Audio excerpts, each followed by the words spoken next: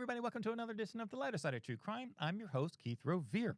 Today is the Valentine's Day issue, and we're going to be joined by my killer Valentine, Amanda Taylor, the Selfie Killer. We've actually been talking about doing more stuff together. She's been on twice before. We tried to do a Christmas episode, but just with her facility had new tablets that switched over. We just couldn't make it happen, unfortunately. But we decided to do a Valentine's Day edition. We're kicking around the idea of doing maybe a monthly show and, make it like just like us and her, me and her. Maybe we'll call it something different. So we're tossing around that idea. So today, we're obviously all things love and serial killers. So let's bring on Miss Amanda Taylor. Hi. Cool. Well, you like my dress? Of course. Let me see. Very Marilyn Monroe. There you go. It was made out of a 2X shirt and sewed and cut, and I painted it. Cool. So you're going to be my killer Valentine? Maybe. I have a poem for you. That's great. You want to hear my poem? Sure. Blood is red, corpses are blue. I have a killer crush on you. Oh, that's it. You're officially my Valentine. Oh, yeah? Or... Well, welcome to the Valentine's Day edition of the podcast. Of course, who else would I have on but the Selfie Killer herself, Amanda Taylor? Yeah. Perfect choice. Show me the, do you still have it with you, the mask you showed me a minute ago? Oh, because, yes, it's Friday the 13th. This mask is actually, really special because my friend let out his album and it's based off this. This is his logo for it, though. That's cool. I love how he collaborated Jason with his stuff. No, it's funny. I was thinking a little while ago, right before I was setting everything up, with love and true crime and serial killer, all the conversation, there hasn't been too many serial killer couples. Think of how many really out there, and you think about it, because there's plenty of serial killer women, plenty of men. I thought of some, like Bonnie and Clyde, obviously, what everybody thinks of. I wrote, Fred and Rosemary West, Paul Bernardo and Carla, Doug Clark, who's almost my cop podcast before he passed away, Kyle Brandy, and a few others. I knew him for a while. Yeah, I knew him for a couple of years. Doug Clark. Yeah, and he was supposed to come on the podcast, and he had a friend or a family member reach out to me just to kind of check me out and ask quick questions and all that. But they wanted to be on the podcast. He's like, no, we want to be on. Like, no, Doug's going to be on. Oh, have us on first. I'm like, no, that's not. So it kind of fell through the cracks a little bit. And then, unfortunately, he passed away. But why do you think that is? There haven't been as many serial killer couples over the years than you would think. I'm not sure. I told you, I was showing you the new players and stuff. I've been watching so many documentaries, and I noticed that there is so many crimes of partners killing partners, but not them together. There's a lot of different shows they have on there where it's, I think it's called In the Moment. I can't think of the ones I was watching that were the best, but it's always the woman killing the boyfriend killing the girlfriend, but not together. And I'm like, dang, I love collaboration. Do it together. Did you see? Better. And you think there'd be? It's funny to say, but it actually played out in the new series Dexter, the present day Dexter, which was an amazing series. I didn't get to see any of it. There was this. I stopped on the very last one. There was this. I won't give it away, but there was this billionaire who was a true crime collector, had John Wayne Gacy stuff. I'm like me, have my house is like a museum. It's very similar to me, but he's met up with serial killers. He met a couple of them, and they started a little club, and they would meet every couple months or once a year. And Dexter eventually turned out to be a part of it, and that was kind of the gist of the series. But you'd almost think there would be something like that, a little, like I said, a little collaboration or something. Like two people look at each other like, I know what you do, or something, but no, you don't really get many of it. Bring those fantasies up, bring them to life. Yeah. I mean, did you ever have fantasies about them? Obviously, you and Rex were involved, in true crime stuff and writing people. I think Sean kind of lied. He said he was a killer guy himself, but he was kind of a fraud about it. So did you ever fantasize of we could make a run, Is there even, what did that look like to you when you? Oh yeah, me and Rex, we was down for it. It just having children kind of changes things up a little bit. We had something to lose, but I definitely wanted to give his fantasies, bring his fantasies to life, and I would have done anything for him when it came to that. Now, what were they? What was kind of the fantasy aspect, or the dream, so to speak, if it was actually played Ted out? Bundy. Stalk some college girls, tie them up, have our fun. And you think of the opposite too, where speaking of Ted Bundy, some of these most famous, prolific serial killers of all time, they had wives and girlfriends who knew nothing. Yeah, and it just I love that. I love Dennis traitor. Like, he was so smooth. Yeah, well, No one would have known. what did he call it? Like he compartmentalized it or the cubing or something like that, I think is the word that he used about it. And but do you think you can? I mean, if you were married to somebody who and you were going on a spree, let so to speak, and they had nothing to do with it. I mean, do you think that, or I guess both ways? Do you think you can hide it from somebody, or and do you think if you're the other person, do you think you would have figured it out that yes, my husband is like that? If you weren't into any true crime stuff, because it's pretty wild knowing they knew nothing, so they had a real turn off switch when they came home apparently. I feel like you could just sense it. Don't you think? Like, if Well, they didn't. you've been with someone for years and years, I would. The Rex Heuermann wife, I'm Yeah, another very one. curious about her because she played her part well, like very dumbfounded and clueless. Yeah. But I feel like you would just have to know by the way he moves, the way he would conduct himself with you, especially like in the bedroom. Like, I feel like he wouldn't be able to contain his violence and stuff. Like, you would have to sense some. I But don't many know. have. I would. Yeah, I mean, there's plenty of like Robert Yates, Gary Ridgway, even Ted Bundy, obviously. I mean, there's so many of them, BTK, who they never knew. They never knew until Did you afterwards, you know? watch? Did you watch the? I guess there was a show. It was called Love Ted, I think, or Love Bundy. It was a documentary that they had put out. I think it came out yesterday of a bunch of love letters he was writing with someone. I guess the daughter of the lady he was corresponding with had found the letters or something, and they Mm. created something. I want to see it so bad. I just keep seeing little bits and pieces of the commercials. I'll have to see. No, I haven't heard of it. You Mm-mm. didn't see it? No.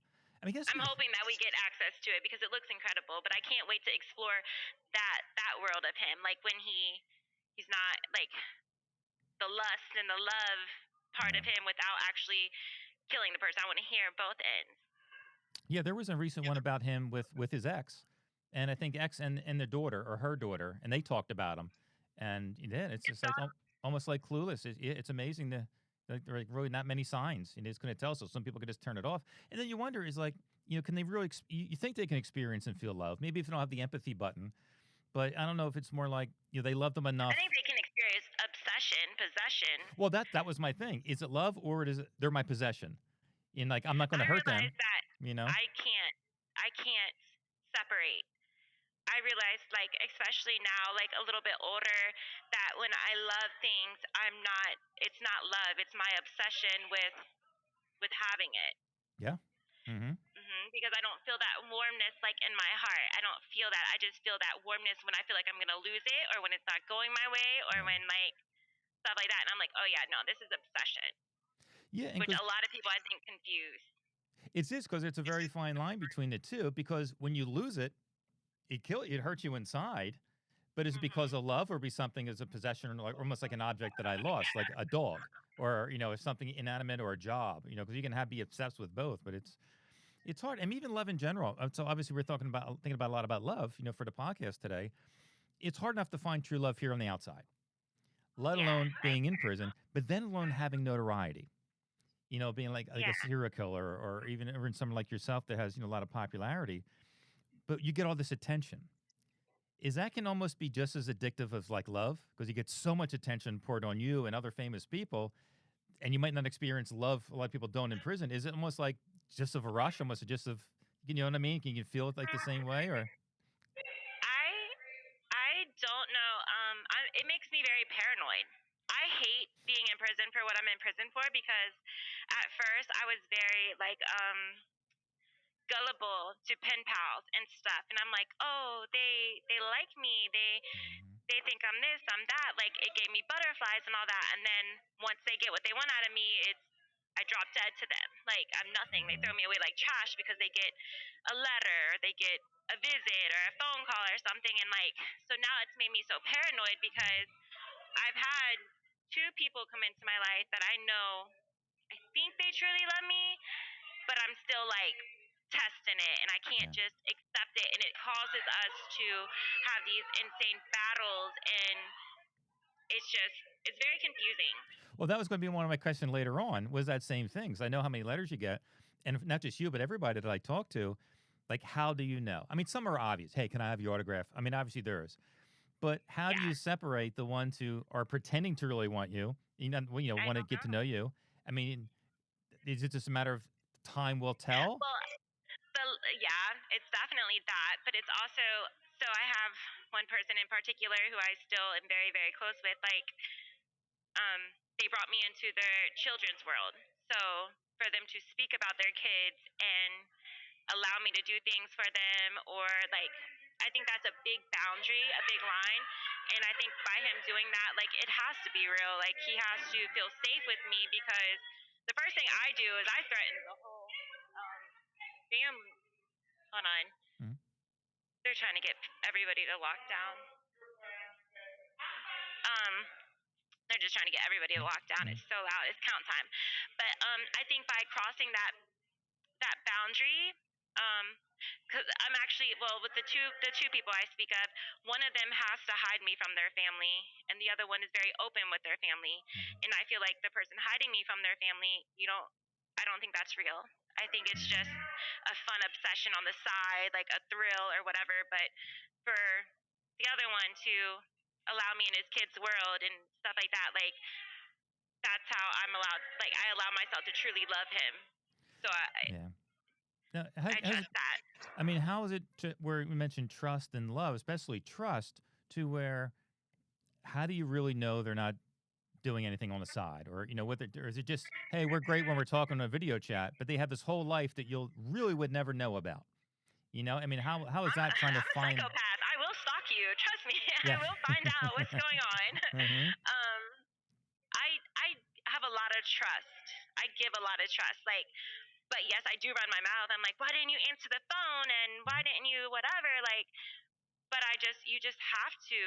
you have to trust, or you'll go crazy. Because Yeah. especially in here, and I literally just had this conversation with this person. I said, in here, in our situation, we are subjected to four walls. We have nothing to distract us. So when I'm in a relationship, I am so obsessive. Like, my relationship becomes my entire world. Hmm. And out there for you have work to distract you. You have family. You have whatever. So if we go through a little something, it's not so intense on you. Yeah, it Hmm. hurts, but you're also keeping your mind busy. And here, I'm ready to rage. I'm ready to go insane. But to avoid that, I have to just say, look, I love this person. I can either deal with it or not deal with it. It's just growing up. It's just jumping in and allowing yourself to be vulnerable. And here I notice a lot of women have pride issues. They don't want to look weak. They don't want to look like Hmm. whatever. So that causes them to miss out on um, a lot of great opportunities with relationships and love and stuff. But Yeah. I gave up. I love love. I want to be happy. Yeah. I love to make a man feel just like a straight king. And I'm addicted to loving Hmm. and giving, and just like, so I'm vulnerable with it. I Yeah. can't lie. I'm very weak when it comes to men. Now, do you think? Now, here's a question for you. Everybody likes attention, obviously, if it's the right kind of attention. But you Hmm. obviously you receive a lot of attention from podcasts, interviews, documentaries. Obviously, I'm talking to some that we're talking to you about. Making some kind of documentary, if not multiple ones. What would you write if you could only have one? All the attention in the world, like hundreds of letters, thousands of letters, movies, books, and like all that, but never have love the rest of your life, or find true love, like true love. You love him, he loves you, like unconditionally for the rest of your life, and never any more attention. No more letters, no more nothing for the rest of your life. Zero attention, but true love, or never true love, and you're like the biggest quote unquote star for the rest of your life. What would you rather have? Love. Oh, there you go. And I tell him that all the time. I'm like, I'll drop the entire world. Just give me you 10,000%. I want that him. I want this particular person more than I'm telling you, like, and I know this is sick and twisted, but I tell him all the time, I'm like, dude, they could offer me my freedom and to never have you in my world, and I'm going to pick to sit in here and have you. Like, Hmm. I would go to those extents because that person has made such an impact in my life. Yeah. So, 213. Mhm. Yeah, no, there's two of us in there. So Now, I would most definitely pick love. have you really listened to when people told you like a lot of the media, said about you and the shows about you? I mean, do you find yourself, because I know like some people with some notoriety, almost like play into that a little bit, and almost like, hey, I'm the selfie killer, or if you or you just that you put like a persona on, or you find yourself kind of adapting to that a little bit, or and separating from, well, Amanda's here. Hey, the selfie killer's over here. Or is he find like Oh no, merging the I've two, or is grown it? in here. That's who I've just became. But Mhm. it's not like I have this switch where I'm like, oh, I'm Amanda now, I'm this person then. It's just me. That's a part of my life. Becoming that person, that name, whatever, is a chapter in my world. Um, I have no shame in it. Mhm.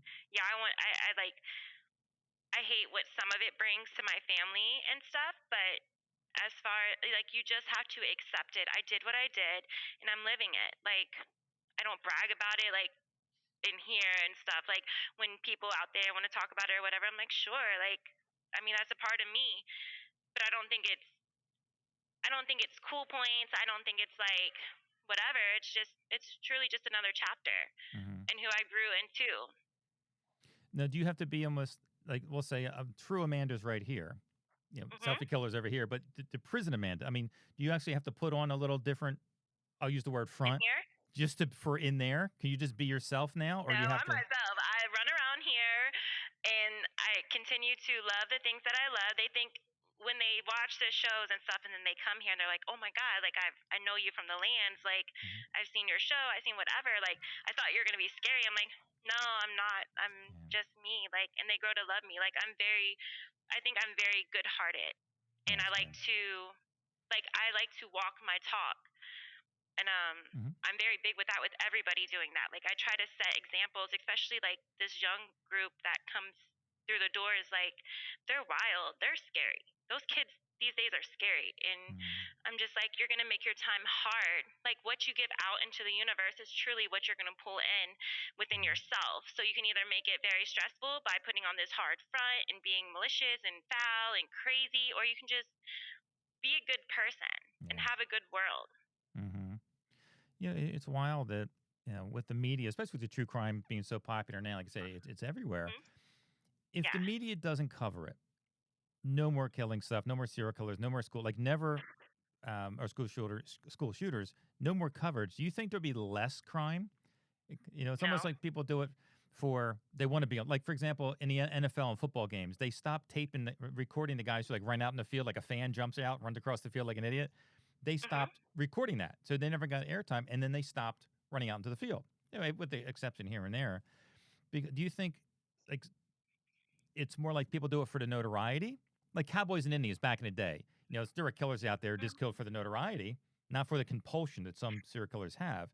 If the media stopped covering everything, do you think there would be a little bit less of that if they know, oh, I'm not getting any notoriety now? You think that's place goes into it a little bit with some people? I ultimately wanted to say no, but then think like I don't know Yeah. because I feel like it's attention. It's definitely very easy to get attention and I feel like a lot of people in the world lack that. I feel like there's a lot of lonely people in the world, a lot of people who are misunderstood, not heard, and it's because I feel like everyone is so caught up in social media and themselves and all that that like there is a lot of depression throughout the world and I think that people do that to get attention, to not be alone. Because for real, I've had like coming here, and it's been what, 10, 11 years. And I still to this day get constant mail. I still like have people begging me to like call them and like Mm. meet them and stuff like that. And I feel so wanted, like, and not just like in a like not just with guys, like girls too. Like Hmm. they just want me to be there for them with mental health, with drug abuse, with all kinds of different things and I love that and I feel like if I No, was at home, no, I wouldn't have that many I wouldn't have that. yeah. I wouldn't have that communication, that connection with people. Now, do you So think I this feel like does that consume you, or is that something like you feel seen because they're actually asking you for advice, or is it like a little bit of both I sometimes? feel very seen and I love that. Like I've been a Hmm. mother since I was 15. So being away from my kids, I'm lacking like that sense of being needed, of taking care of something, of helping something or whatever. So I really truly love to fix people or help them or like that's an addiction of mine. I love to Hmm. pick on and hear, especially like projects. Like I love to go find like people with like the worst drug problems and I go and I'm like, I'm going to fix this person. I'm gonna make them get high off life and Mountain Dew and we're just gonna kick everything else and like there's other ways. Like and Yeah. I know it's kinda effed up because I do call it my project, but in the end, like, okay, so my girlfriend, who I had, Tori, she went through a lot with life. She threw a lot of her life away for something that wasn't worth it. And she told me, like, it makes me like emotional, whatever. But she told me, like, I'm the first person in her life to be sober for. Mm. And I'm like, dude, that's Yeah. amazing, because she lost almost 10 years of her life to prison. She goes home in June. She has a new nephew. She's never had kids. Like, she's never been married. So for her to go home with this clear mind and get to live a life for her and not trapped with an addiction, like, I love being here for that reason. Like, Yeah. I'm so thankful to have crossed paths with her for that reason. And Mm-hmm. I don't know, it's special. Do you So think? yes, I do love having that connection and that with people. Obviously, in there, I mean, piggybacking off on that same thing, I think whether somebody is religious or not, I think everybody's here is here for a reason. Even if you do something horrible, something dumb, well, you're there now for a reason, like for positive change. That's usually what the podcast is about, is positive change. Do you find like you must found like yourself, again, you were mentioning a second ago, like almost like with purpose, they're like, okay, I did something, but I'm here. I got to make the best of it. Let's, with positive change. Like, are you purposely trying? Like you said, that's your Mrs. Fix It, but people are coming to you. It's like you said, but you do Yes. enjoy that. It's almost like your little purpose there. You're helping people out has really been like an encouragement to you. Oh yeah, I definitely feel like I have a purpose here, and I get told that a lot. And I take it like, yeah, I wish I was at home raising my children, but life took a crazy turn, and I chose these actions that flew me down that crazy turn. Mm-hmm. But I'm here, and I have changed for the better. Like, I don't think I've changed as a person. I think I grew up. I was 23. I'm 34 now. Like, I definitely grew up, and I learned more with watching women battle with stuff and being able to experience different things with different people. Like, that helped me grow into who I am. And yeah, I definitely love that I am able to be here for who I am here for. That's good. I think I Hmm. was talking to somebody a couple days ago about, the love of true crime. And there's like two kind of true crime people. Those who like to go like on, just like the stories. They go like to do a TikTok live and be like TikTok detectives and just have a good time, drink a glass of wine, talk about the cases. And the other side of the coin is I want to write a serial killer. Like two Yeah. completely different, groups. But do you think there's a line for some people that they get so fascinated, almost then they get obsessed, and then because some people, people ask me all the time, I want to write a serial killer. How do I do it? And I usually don't answer that, kind of back away a lot of times because not everybody is strong enough mentally to No, really get to know it's more. people. I mean, have you ever hear the book called The Last Victim by Jason Moss? Yeah. Well, about him at Gacy and visited him in Hmm. prison. I mean, Gacy tried to attack him. It's He crazy. ended up passing. He killed himself, Killed right? himself on Okay. Yes. 666, July 2006. And obviously there was a line that and his professor, he was a school project doing the whole thing for. And even the professor Hmm. who kind of helped finish the book said, you might not be strong enough for this. So where do you think that line is? And can we notice it? Even like your son, if he got into true crime and, hey, talk to this person, maybe he's involved in it, but there's a line to where how do you know where that line is? And just the mental effects of, you just people aren't strong enough mentally and they even go Oh, too yeah. too deep in it. I totally get where you're coming from, because I was that person, and I Mm. watched my husband be that person. Rex, watching Rex become friends with certain people. Like, me and him both have this way of, like, um, people feel comfortable with us. I guess we're just warm people, so they open up. And Rex used to get some of these letters from I'm not gonna say their names. Well, Hmm. uh, when it came to like rape and like uh, abuse towards women and stuff like that. Like, I watched the letters that these guys write him consume his brain. Like, Mm. and he started to change in the way he conducts himself with me as a woman. Like, I noticed that he likes more foul, more violent, more crazy things, and it was because these letters and these people had opened a door in his mind of curiosity, and he didn't know how to just like watch a movie and let it be a movie. He wanted to feel what these people were feeling. He wanted to understand their world. And um I think there are lines that, and I'm the same. I wanted to feel like, I wanted to feel that rush, that some people I used to talk to would tell me about, like, you don't the adrenaline of taking a life, and that was the first thing I thought of when I did what I did. I was like, "Oh my god, this is the ultimate high." Like, Hmm. this that feeling was insane, and Hmm. I was like, "This is everything that I was so infatuated with, curious about, like obsessing over it." You know what I mean? Like, there's definitely, you have to know how to create boundaries. You have to know, because that is a dark world. I mean, killing it's against the okay. So there's laws and there's rules to society and all that. And I think when you get lost into that world, you forget about that.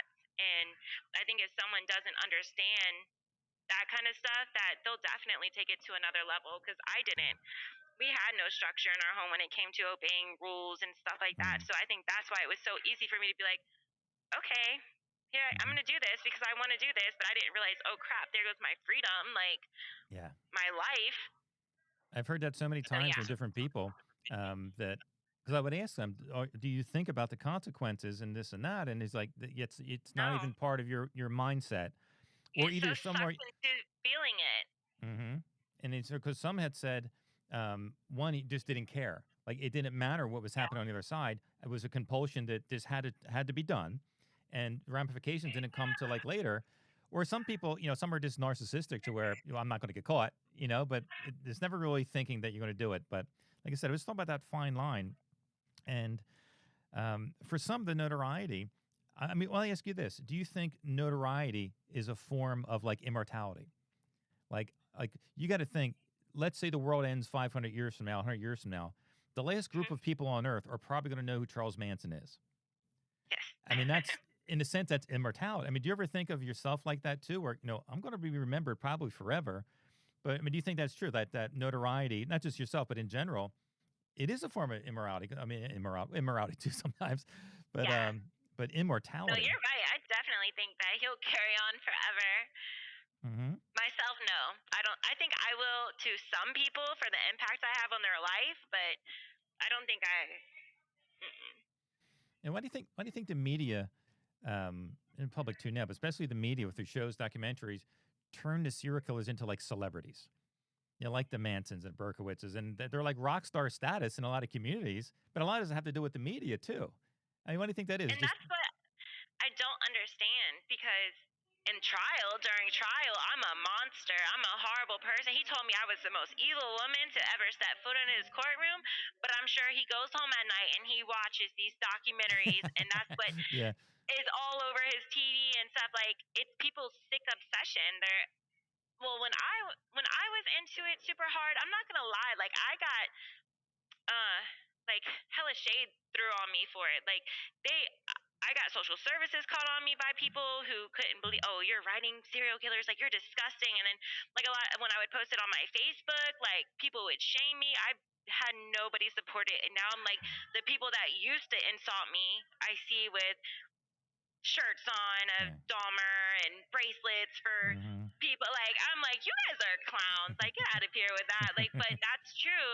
America loves murder, and yeah, the world loves murder. I guess it's because everyone is so stressed out into that point to where they're about to snap, and to be able to watch it and I guess feel it through TV, maybe that's what it is. I don't know, but it's so acceptable hmm, now. When I was at home, I was a monster for liking it, and for but I wrote them. I'm obsessed with this, like my favorite fairy tale was Beauty and the Beast. I always had this obsession with making monsters fall in love with me to turn them into the prince. Like, to that's fix why it. I wanted to write. Yes, to Hmm. fix it. There you go. Hmm. Ever since I was right, like way, way, way, way, many years ago, like that was always my goal. Like, I'm gonna write Richard Ramirez because everyone thinks he's this snake and this devil, and but watch, I'm gonna make him be Prince Charming to me, which he was. He was amazing to me. Hmm. Like, and my son, he loved my son. Like, I had so many holiday cards, birthday cards he took out of his time to write my little baby. Like, he was so good to me, but let the world tell it he's this crazed person. But that was my thrill, was Hmm. bringing out that side in them. Yeah, and I think, well, again, I ask you that. I think. Do you think people look at danger as romantic? I mean, Yes. because a lot of people. I already know the answer with you because I know you like the bad boys. But what is it about? Because it's like the age old thing. A woman always likes the bad boy.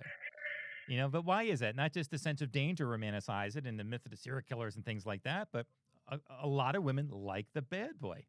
You would think that this is probably not going to end well, but it's like riding a bull. It's not going to end well, but it's going to be one hell of a ride, the whole I time. can say the same for men, though. You Well, know either how way, many men, yeah, how both many ways. regular, all American, like born dude comes into my life and he's like, I want this bad girl. Like, I Hmm. still sit there sometimes and I'm like, this dude is a freaking preacher. He has a family. Like, why do you want to talk to me? Like, I don't understand it. I really don't understand it. I don't know. I can't say for myself either. I don't know why. I like to the monster to the Prince Charming effect. That's the best I can say. But I still don't understand why half the people who write me. I have the strangest men write me, and and I love it. I'm so thankful that they pop into my life because they all do teach me something. They all Hmm. do. They're there for a reason. Yeah. But I just don't get it completely. I don't either. The only thing I can kind of think. There's multiple reasons where, again, the problem solver kind of a thing. People have said that before. They like to get close to the fire without getting burnt. Yeah. Preventative or knowing what to do or what to look out for. I heard that, but also I think what the media ties into this too is I think people fall in love with the myth, the stories, not the person as an individual who they are, because most nine Yeah. times out of ten nobody knows who they are.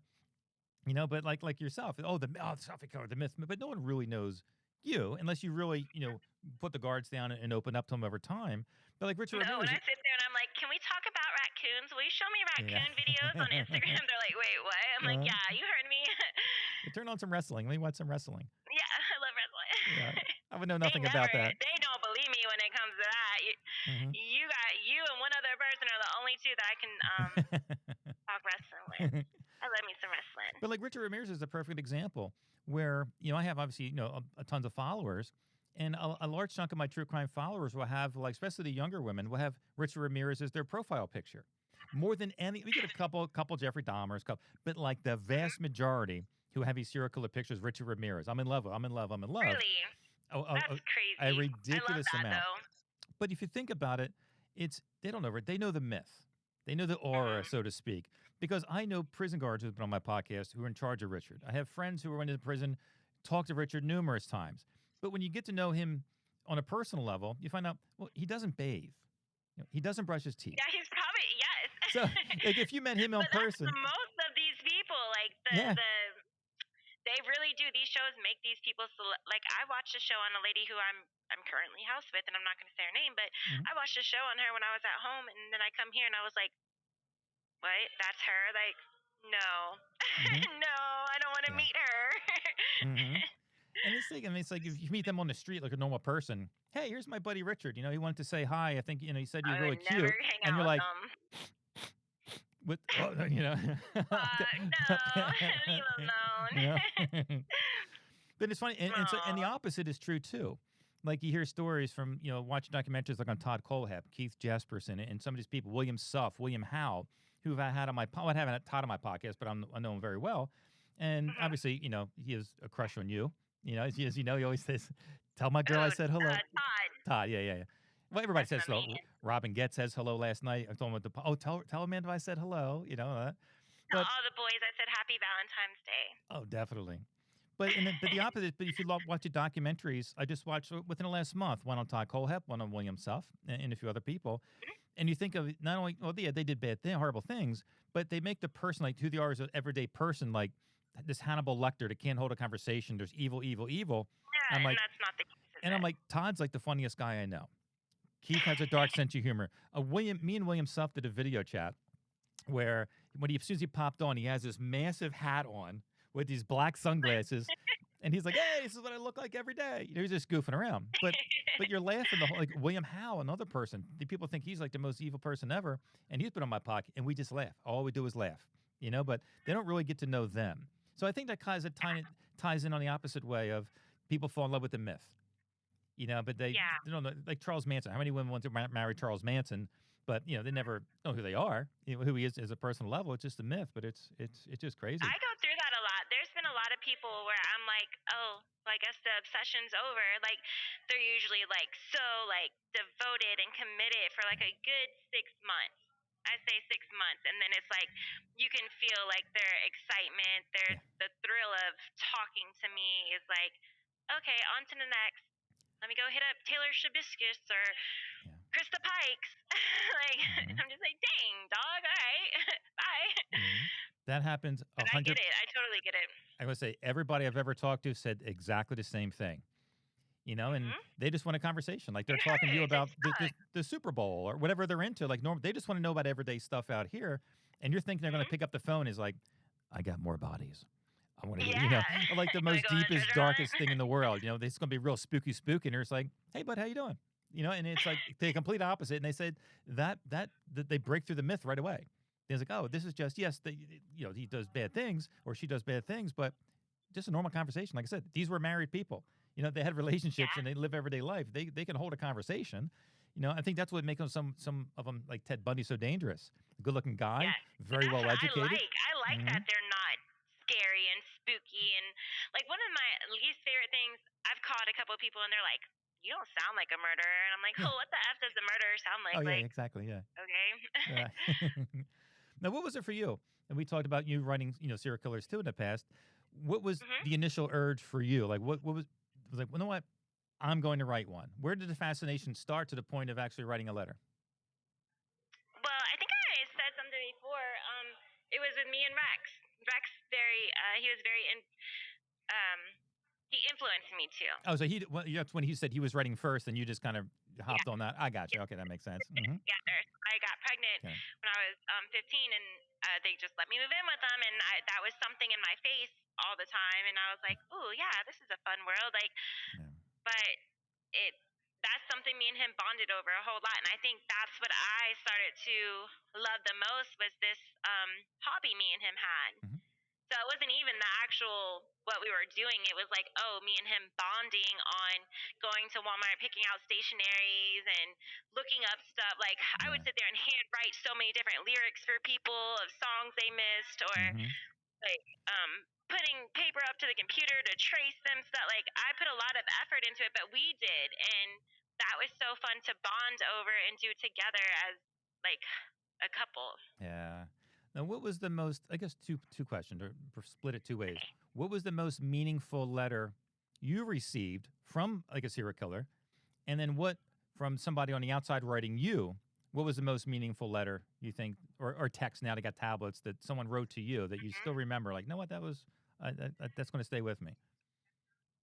Okay, so for that, I can't say the most meaningful as one letter, but somebody had wrote me every single week.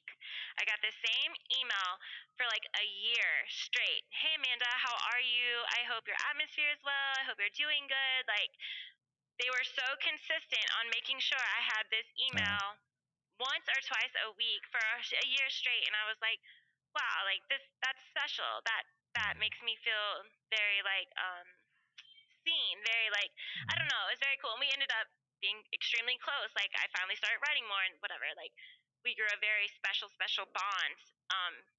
And I'll never forget that person because those emails every week to look forward to, like just to be thought of, like meant a lot in that moment. Sure. Because I was going through a crazy time then, and like nobody was really writing me at that time, and I felt alone and stuff. So, but I was being paranoid. I wasn't writing no one on the outside, so I never responded. It took me a minute to respond. But that, and then I guess with me at home, honestly, I think it was TJ Lane. He had wrote me, and he was like, he wanted to kill himself, and I was like, what? Like, you're dumb. Why would you want to do that? Like, you don't understand how much love and support you might not know me, but I'm like, to this one person, you mean a lot to me. Like, please don't do that. And between like 4 letters back and forth, like clearly he's still alive, but I felt like hearing his pain and like he really broke down. That prison treated him horrible. And it was so sad, but that's something I'll never forget. And I just remember like that made me put all my effort, all my energy into this person to I had this mission like I'm not going to let him die. Like I don't want him to die. He's such a cutie. He's great. Like he has life ahead of him. He's so young like and that's something I'll always remember. Oh, that's good. Now, last question for me, and a couple of people from the followers wanted me to ask you a few questions. So I have some follower questions too. Okay. But what does love look like to you now? And maybe you're, Hmm. from when you were younger, little Amanda. Love when you were a kid and love now. Has it changed, or what does love look like to you now? It's still the same. Love Hmm. is being alive. Hmm. It's making your heart beat. It's feeling worth something. It's having purpose. It's just truly being alive. That's good. Definitely good. Hmm. So here's a couple questions. Is Valentine's Day especially hard for the single women with you there at the facility? Or I guess any Yeah. holiday time, but especially Valentine's Day. Like, how do you feel? How do you cope with that, or how do you work through that? Holidays are hard for the women in here. Mm-hmm. And so, I'm goofy. I'm like the little ball life. And I like to throw parties. So every holiday you can guarantee there's gonna be some kind of event or some kind of party. So my sister a few years ago did this Galentine's thing that I never heard of, but it was like all the chicks got together and they just like had snacks and like did their own little like thing or whatever. So that's what I'm planning for everyone tomorrow. I'm gonna surprise That's everyone. I cool. made like 3 pinatas. One's like I love love. One's like F love. The other one's I hate men. Like it's gonna be fun. And then I made a whole bunch of treats and just like sweet stuff. Oh, that's good. I like to make people I like to make them feel like they got somebody. I like to bring my Yeah. little community together because it's 60 of us stuck in here Yeah. 24/7. So Mm-hmm. it's hard, but there's some of us who try to make it better. That's good. Is loneliness more dangerous than heartbreak in prison? Somebody wanted to know. Yes. No. It's a good question. That's I don't. Yeah. No. They both equally suck. I hate loneliness. I hate feeling alone. Like heartache sucks, but you'll get over there. There's a billion people in the world, and somebody will make your heart feel better. I promise. Yeah. But loneliness, when you have nobody, like that's torturous. Like it's not fair to feel alone. Mm-hmm. It's so yeah. I think loneliness sucks a little bit more. And then lastly, what's more powerful, love, fear, or hate? Fear, because Mm. everything. I think it all stems from that. Mm. Good. I think hate stems from fear. Love stems from fear. Like fear is the roots of so many different things. And Mm. when you're in that position, like you never know what might happen. Yeah, it's good. Well, I thank you. I Thanks had for fun joining with us you. again. You're the most requested guest. When are you having Amanda on again? When are you having Amanda on again? Yeah, Like right. soon. Oh, they do. Definitely. You We can couldn't have hook me up. 24/7. I said we couldn't hook up for the Christmas episode, but everyone's like, "Oh, we got to do something soon." I'm like, "We're I doing know I something hated that. soon." There was so much moving going on, and I was so excited about it because we had some good stuff to talk about. Oh yeah. Christmas time is brutal. There's a lot of massacres and like craziness around then. Mm-hmm. It's wild. I was excited. But I can't wait to do this again. Definitely. Tell everybody how much you love me. So much. Yeah. You're the best. You really are. If I can count on anyone to make me smile, like I can always count on you. You're always there for me. Oh, let's another visit. Some more magic tricks. Please, we need to let them see the magic. Like, when are you gonna break I out the know. guitar for them? Break out the Exactly. cards for them. I'm gonna tell all your secrets. That's it. You guys, I'll show you our next visit. I made a deck of cards with different type of like sociopaths and psychopaths, different personality traits, like You killer actually cards, so to did it speak. because that was Yeah, a thought last time we had spoke. it's So got it you done. actually did it. Yep. Go you. Mm-hmm. I can't wait. So we'll see. Well, thank you again, Miss Amanda. Thank you. Thank you for letting me have a voice, Keith. Of For letting course. all of us have a voice. Well, there you have it. The selfie killer herself, Amanda Taylor. Now, obviously, me and Amanda have known each other for a very, very long time. I think it's a little cool connection. So people who haven't seen my podcast before, this is the first time. Like he's so friendly with with killers. We go back a very, very long time. As of a lot of the guests that I have on, I spend my time building relationships up. trying to encourage them just to try to make everybody a better person. What we can learn more about psychopathy and some of the extreme violent offenders that some appear on my podcast. But me and Amanda, as I said, we talk almost on a daily basis. We have for a few years, so we have a little bit different kind of connection. But everybody likes to have her on, listen to what she has to say, whether it's very controversial or not. You never know what she's going to say. But I hope you enjoyed this episode. I'm going to try to do more video stuff, I promise. Everybody keeps telling me, upload more videos. Well, I'm trying. Not everybody has video tablets from prison facilities, but I've been having, I had some authors on. I just had Dr.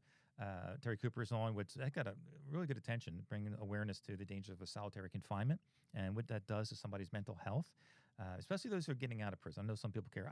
Some of these men and women are never getting out of prison. Who cares? Well, they can still do good in prison, like I've preached a million times. But a lot of these men and women who are spending years in solitary get out, and it's really, really bad. So more guests like that I hope I have on the show. So I hope you enjoyed the Selfie Killer, the Killer Valentine's Day edition. And until next time, see ya.